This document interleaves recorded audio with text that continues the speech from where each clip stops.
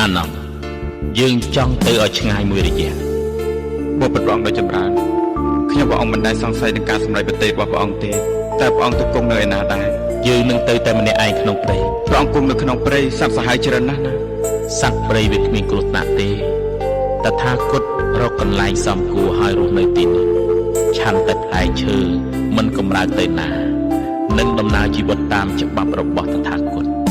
ផុត3ខែហើយឯងមករកតថាគតចុះ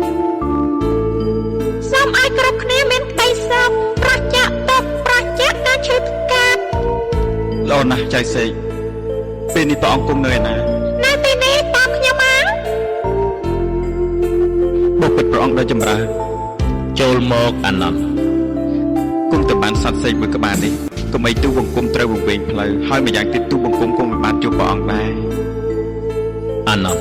នេះជាមិត្តស្មោះរបស់យើងម្នាក់ស្រេចតែព្រះអង្គទេទូបង្គំមិនដែលឃើញអ្វីដែលចម្លែកបែបនេះទេទូបង្គំស្ទើរតែមិនជឿនឹងភ្នែកខ្លួនឯងសត្វទាំងអស់នេះនៅក្នុងព្រៃសុទ្ធតែស្មោះត្រង់ចំពោះព្រះអង្គទាំងអស់អានំសត្វនៅក្នុងព្រៃមិនខុសពីសត្វផ្សេងទេ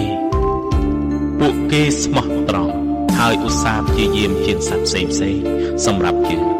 មិត្តភ័ក្តិល្អជារឿងគួរឲ្យរីករាយហើយអាចនៅជាមួយពួកគេបានស្រេចតែព្រះអង្គទេ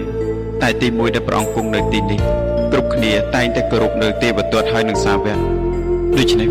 ពួកនោះគិតថាយើងមិនច្បាស់លាស់នោះទេទោះបីយ៉ាងណាក៏ដោយ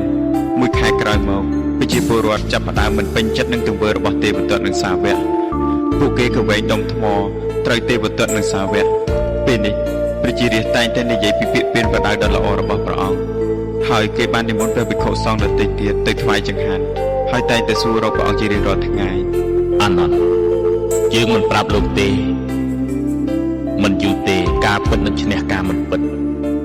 បើការប្រណិប័តរបស់យើងត្រឹមត្រូវយើងមិនអាចធ្វើខុសទៀតបានទេព្រោះអាវុធរបស់យើងគឺសច្ចធម៌នោះឯង